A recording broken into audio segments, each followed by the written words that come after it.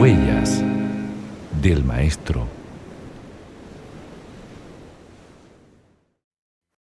¿Qué tal? Un gusto saludarles para un nuevo programa de Huellas del Maestro, donde tendremos el privilegio de conocer otro testimonio de donde Jesús nos ha dejado un hermoso mensaje. ¿Has sentido la misericordia de Dios en tu vida? ¿Has sentido su mano protectora? O quizás tengo que preguntarte si crees en la protección literal de Dios sobre nosotros, los seres humanos. En Isaías, el capítulo 41, el verso 13, la palabra de Dios dice así: porque yo Jehová soy tu Dios, quien te sostiene de tu mano derecha y te dice, no temas, yo te ayudo. Aquí nos dice que el Señor nos va a sostener de nuestra mano derecha. Hoy vamos a conocer a David Bugueño. Él trabaja muy cerca de la naturaleza, es un amante del deporte, en especial de los deportes extremos. Nos recibió en su trabajo, en medio de una maravillosa y exuberante naturaleza.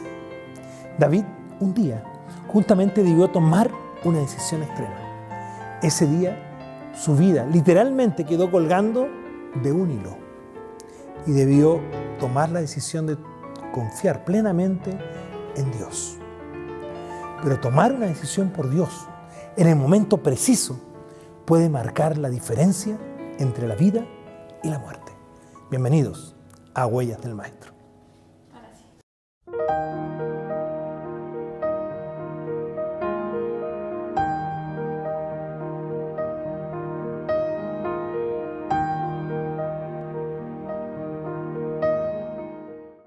Hola, un gusto saludarlos en un lugar maravilloso.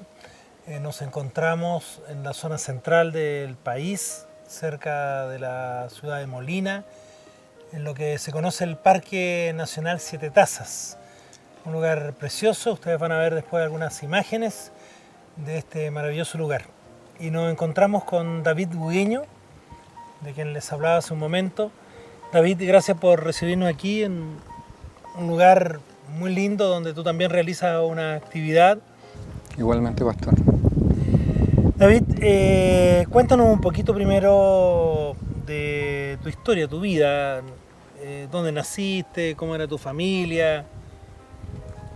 Bueno, yo nací en un seno de una iglesia adventista en Santiago y he pertenecido casi toda mi época a la iglesia adventista de Maipú Central. Y ahí me inicié en el Club de Conquistadores y ahí fui complementando las doctrinas de la iglesia con el amor por la naturaleza. ¿Desde pequeño tuviste esta fascinación por la naturaleza?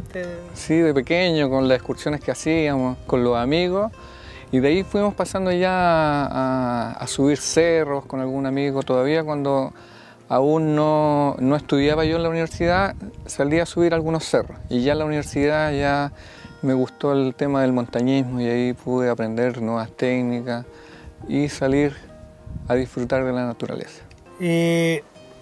Finalmente tú has hecho de tu vida trabajar con la naturaleza. Fuera de tu profesión, tú comenzaste a desarrollar cosas con el ecoturismo, con este lugar que en un momento lo conociste. ¿Cómo se desarrolla la vida con este lugar?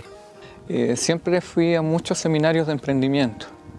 Y cuando yo salí a recorrer muchas montañas en Bolivia, en Perú, siempre habían estos operadores o estas agencias de viaje.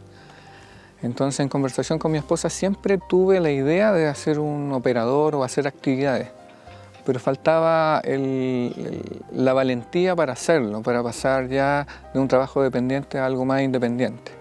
Y es así como se presenta un concurso para proyectos de innovación y nosotros pensamos en un proyecto que tenía que ver con trekking y con canopy, que es lo que realizamos acá. Pero tú de antes venías con esto, tú me dices que dedicabas al andinismo, conocías este lugar de antes también. Acá muy cercano hay un lugar de la iglesia y seguramente más de alguna vez viniste a algún campamento o algo acá en medio de esta naturaleza. Claro, en el año 85 yo viajo acá con el Club de Conquistadores, un campamento de la Asociación Metropolitana en ese tiempo. Hacemos un campamento acá donde no había nada, ninguna comodidad y me gusta el lugar. Conocí las Siete Tazas en esa época y en el fondo siempre quise de una u otra manera mostrar lo que Dios nos había regalado con este campamento en esta zona y esta zona en particular que no es muy conocida o que no se tiene mucha información, era darla a conocer a las otras personas también, que existía este lugar. ¿Tu esposa es aficionada a estas cosas también? Mi esposa, recuerdo cuando pololeamos, subimos al Cerro Provincia y ahí yo empecé a traerla a este mundo y ella después empezó y ahora le gusta y ella disfruta también con esto, al igual que nuestras hijas. ¿Cuántos años de casado también? 9, vamos para los 10 años. 10 años. 10 ¿Tienen años. cuántas hijas? Tenemos 3 hijas de 8, 6 y 4 años. Muy bien, las van a ver ahí por allí con David, unas lindas niñas. Vamos a ver más tarde algunas imágenes de lo que está muy cerca aquí, que es el velo de la novia. ¿Tú realizabas también algún otro tipo de actividades, escalada y cosas así también en este lugar? ¿Lo haces también para los turistas?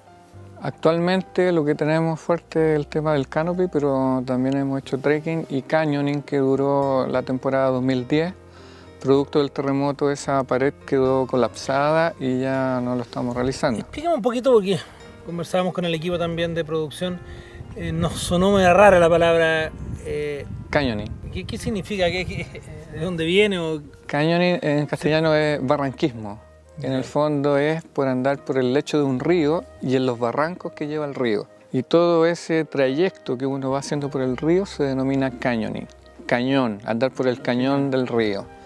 Y eso incorpora bajadas por los ríos, en rapel, ascensión. Eso es el canyoning.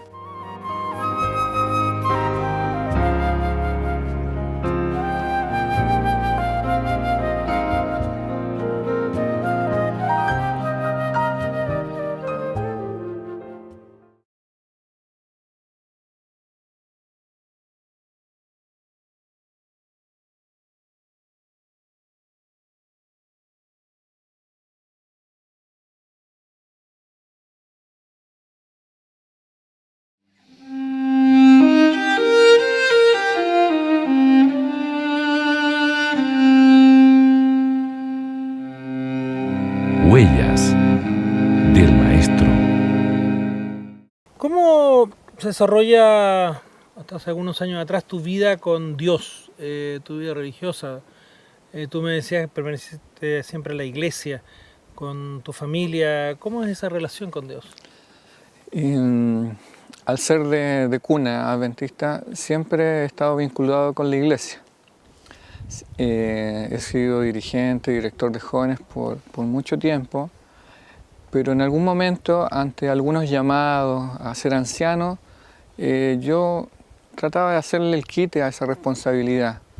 O de repente, al tener tantos años en la iglesia, de repente uno estuvo desganado, a lo mejor en algún momento.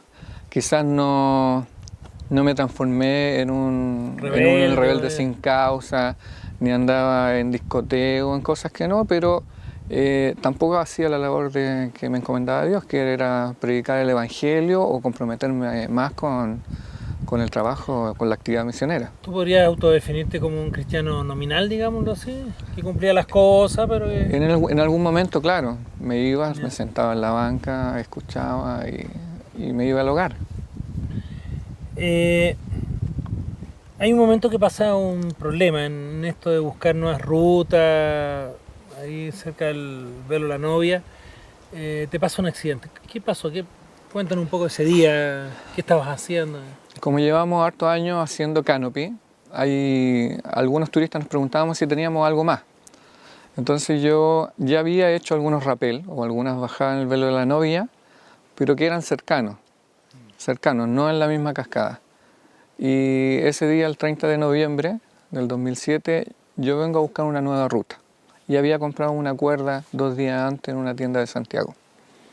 Andaba con 2 extranjeros, 2 amigos, que me acompañaban y ahí empecé a buscar una nueva ruta y era una bajada inédita. Era exactamente al lado del velo de la novia. Ruta que nadie hace en el fondo, nadie baje, claro. ¿Cuánto tiene el salto del velo de la novia?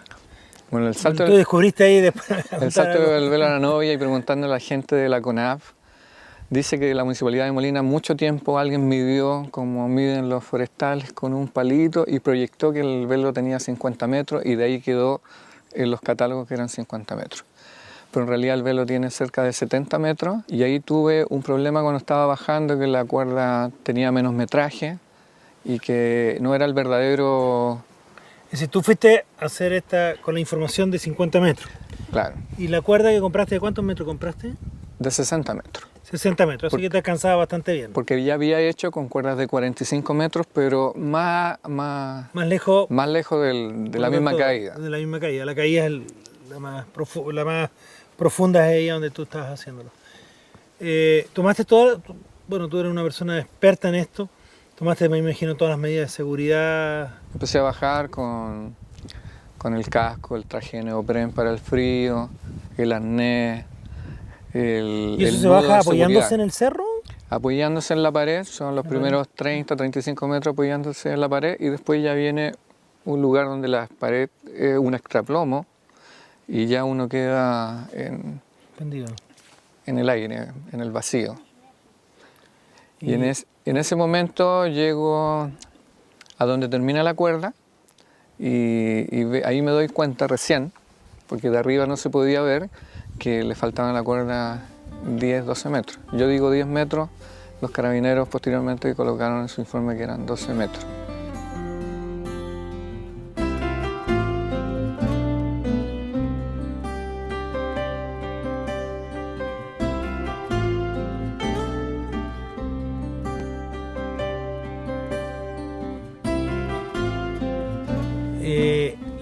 La cuerda tenía, digamos, de los 60 metros le faltaban 10 o la cuerda también tenía menos metros. La cuerda tenía menos metros, pero yo había hecho el anclaje con otra cuerda. Por lo tanto yo, para estar más seguro, se suponía que iba a quedar con unos 3 o 4 o 5 metros de cuerda libre. Que es lo que... ¿Pensando en los 50 metros? Pensando en los 50 metros.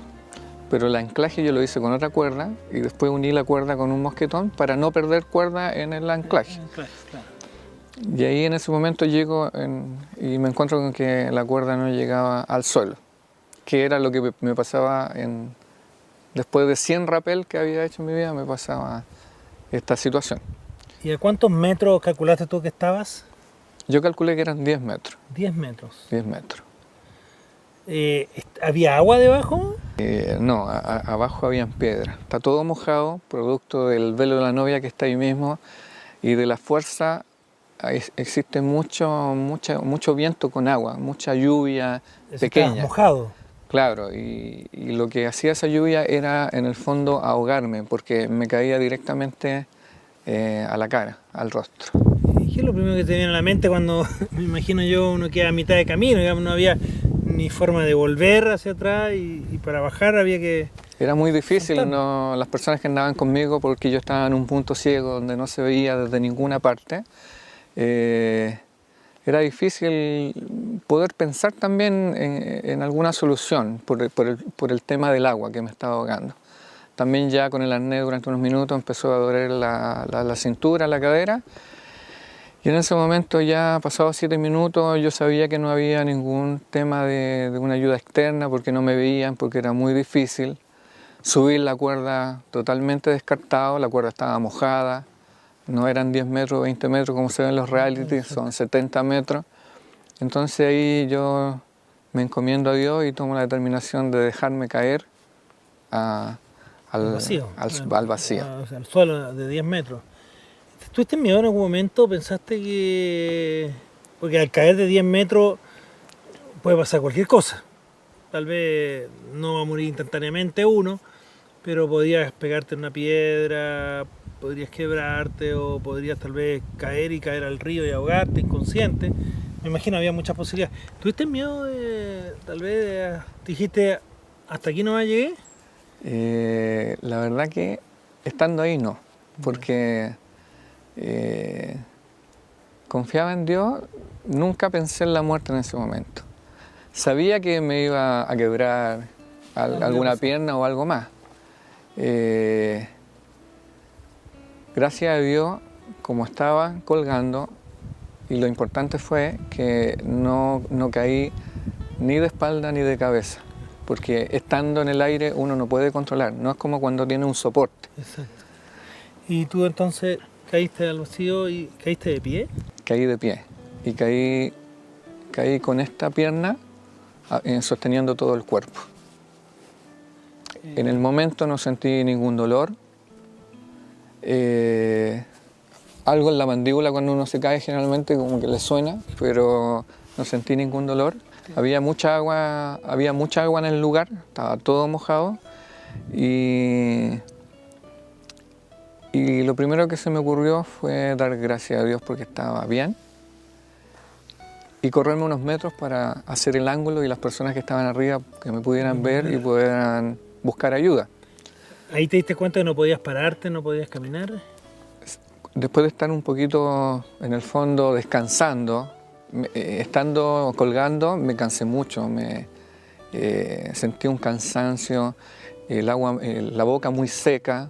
Aproveché de acercarme a la poza, tomar agua y después que las personas ya me vieron, empecé a moverme porque en noviembre es muy helada el agua aquí en Radal, en verano ya helada, en noviembre más helada, y ahí empecé a moverme porque tenía un principio de hipotermia.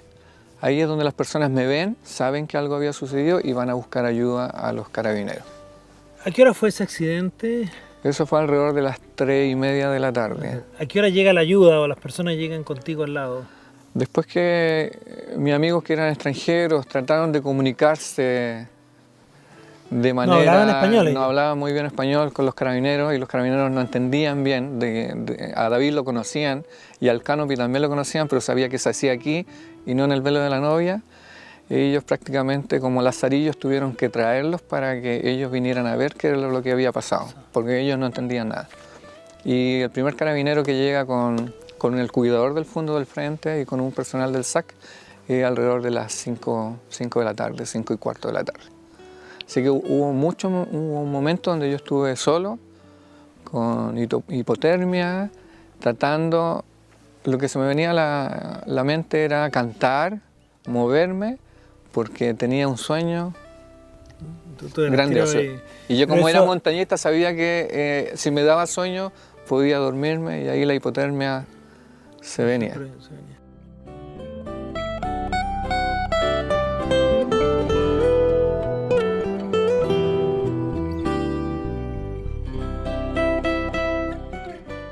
Y la verdad que llegar al lugar donde tú caíste es muy difícil, no es fácil, no está a esta orilla del río, pero hay un acantilado muy grande y hay que dar una vuelta muy grande para poder llegar ahí.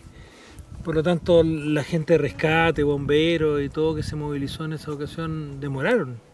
El acceso es muy difícil al lugar donde tuve el accidente y ellos se demoraron porque tienen que caminar mucho, bajar una quebrada, cruzar el río y cuando ellos llegan al punto más cercano están a una diferencia de 4 metros donde estoy yo, donde es un corte de roca y ahí estaba yo, ellos... Si no llegaron a tu lado tampoco. No llegaron a mi lado, estaban a una diferencia de 4 metros y había que gritar mucho para comunicarse por el ruido de la caída del velo. Ellos estaban muy nerviosos, no se les ocurría qué hacer y en ese momento les digo que si andan con una cuerda y que me tiren una cuerda para yo engancharla en el sistema y ellos me sacaran hacia arriba. En el momento que yo tomo la cuerda, yo siempre pensé que era el fémur, este huesito. Me entablillé incluso pero cuando ellos me empiezan a levantar, yo siento un fuerte dolor en la cadera. Y ahí yo ya entendí que no era el fémur. Y también les dije que no podía subir así, me dolía mucho. En ese momento le digo que uno de ellos baje, uno bajó y él me empezó a levantar. Y las otras 2 personas me llevaron hasta arriba. Llegamos al lugar. Yo andaba con un traje de goma que me protege del frío. Y ellos andaban con polera en noviembre. Ellos también ya estaban con mucho frío. Decidimos entre todos cambiarnos a otro lugar donde estuviéramos más secos. Y ahí el cuidador andaba con fósforo y prendió una fogatita para que estuviéramos más calentitos. Después de eso llegan los bomberos alrededor de las 6 de la tarde, instalan todo un sistema para cruzar el río, que había mucha agua, y me cruzan en una camilla alrededor de las 6:30 de la tarde. Después viene la otra parte difícil, que es subirme todo el cerro. Finalmente llegamos a la orilla de camino, ya donde había una ambulancia, alrededor de las 9 de la noche.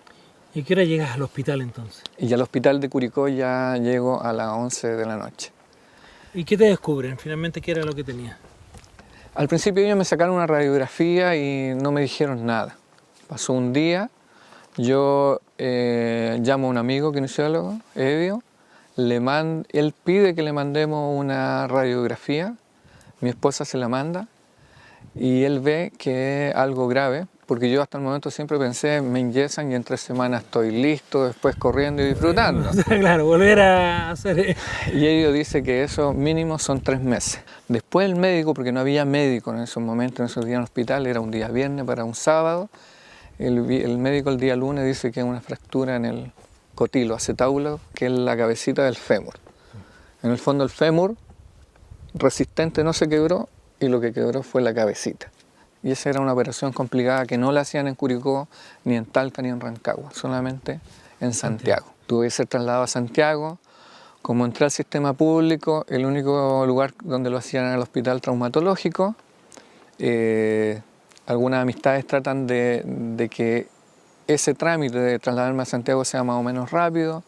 En una ocasión, y esperando ya varios días, con muchos problemas en el hospital de Curicó, con el ascensor, con los escáneres, me trasladan a Santiago y en Santiago no hay cama y en ese mismo día vuelvo a Curicó, con los dolores que implicaba un viaje de 2 horas y media. Si tú hoy día encuentras un propósito claro de por qué sufriste el accidente? Yo creo que sí, yo creo que tal como dice un versículo en Jeremías, Dios extendió la misericordia conmigo porque me ama. Y en el fondo no solamente fue el accidente, sino que después en la operación hubo un riesgo. Como no me podían colocar cualquier anestesia, tenían que entubarme y en una intubación, en la primera operación fallida, tuve problemas de respiración, ahí peligró mi vida. Yo desperté sin saber y todos me preguntaban cómo estaba. Después resulta que no hay anestesista y mi esposa tiene que tomar la determinación de llevarme a una clínica privada, con el costo que eso significa. Gracias a Dios la iglesia, la familia adventista hicieron algunos conciertos para poder pagar esa clínica. Y después viene otro accidente, entonces estando ya recuperándome en silla de ruedas, salgo con mis padres y un turbú en la carretera lo choca en la parte trasera. Entonces siempre supe que en el fondo todo lo que había pasado y que mi vida prevalecía desde el primer momento que caí. ¿En qué cambia tu mente después del accidente? Tener un segundo accidente mientras te recuperas, en esos 3 meses de recuperación, que fue una larga recuperación. ¿Qué cambia en tu mente con Dios, especialmente en tu relación con Dios? ¿Qué percibes? ¿Qué ves? Yo insisto que aunque uno es cristiano y a lo mejor no puede ser una persona mala, que cumpla los mandamientos que nos entrega el Señor, pero falta la otra parte, que uno tiene que estar al servicio. Y yo me acuerdo que el año anterior yo había terminado el cargo de director de jóvenes y el pastor de la época me invita, después de la junta de nombramiento, que yo estoy Él me dice para anciano. Un anciano de iglesia. El máximo cargo de líder laico, digamos, dentro de la iglesia.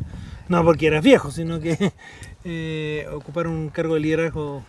Me acuerdo cuando me habla un anciano, me dijo el pastor, no recuerdo bien, mi primera respuesta fue un no categórico. Y es porque en el fondo estaba de una u otra manera haciéndole el quite a algunas responsabilidades.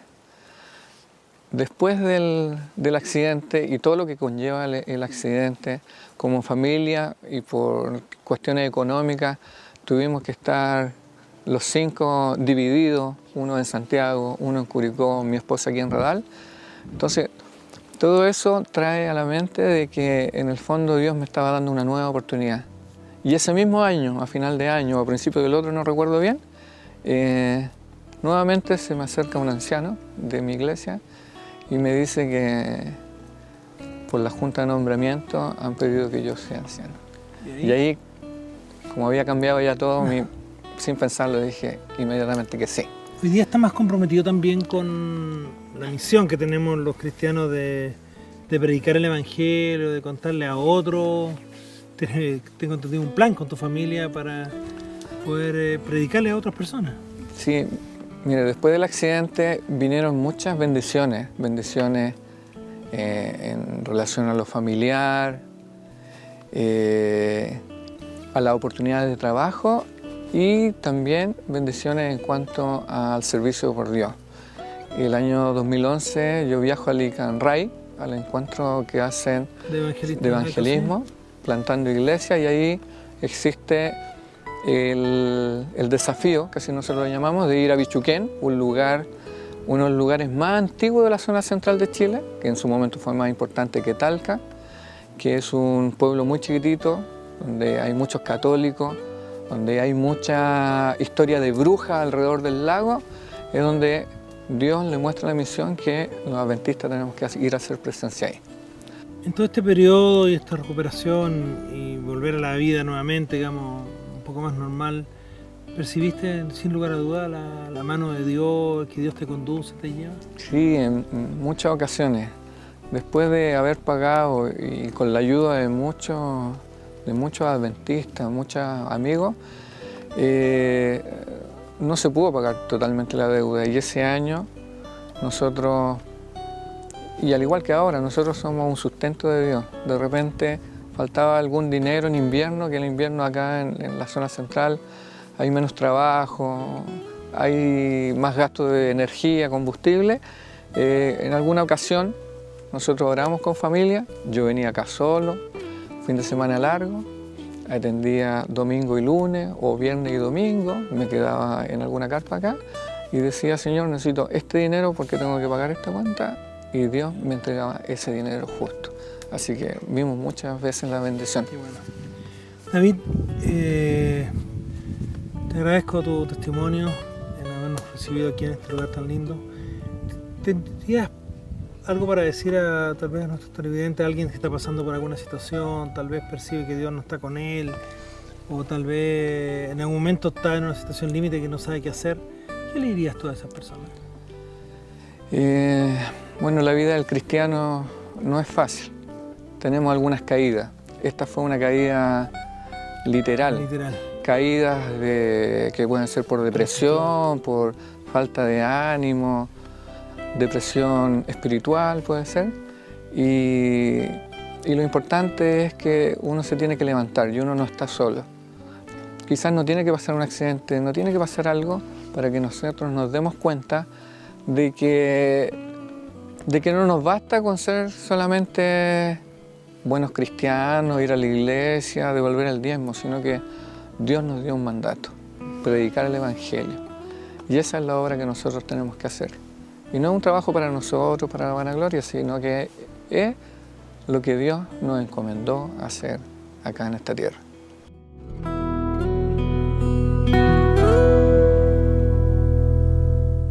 David habla con seguridad sobre la mano protectora de Dios.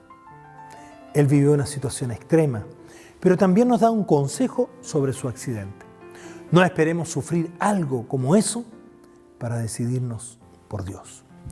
Su vida posteriormente se llenó de bendiciones, pero no por el accidente en sí, sino porque se acercó mucho más a Dios. Dice él, Dios puso su misericordia sobre mí porque me ama. Y tú, en tu casa, debes pensar lo mismo. Dios te ama y siempre te va a extender su mano protectora. Te invito a que nos hagas tus comentarios o nos cuentes historias como estas, escribiéndonos a huellas@nuevotiempo.cl o llamándonos al fono aquí en Chile, código 56 del país, 2 de la ciudad de Santiago, fono 284-4218. Ahora te invito también a que sigas en compañía de Nuevo Tiempo, canal de esperanza, donde te vas a llenar del amparo y de la gracia de Jesús. Su protección siempre va a estar. Y sobre todo, si tomas una decisión para continuar tu viaje junto a Él. Nos vemos en un próximo capítulo de Huellas del Maestro. Dios te bendiga.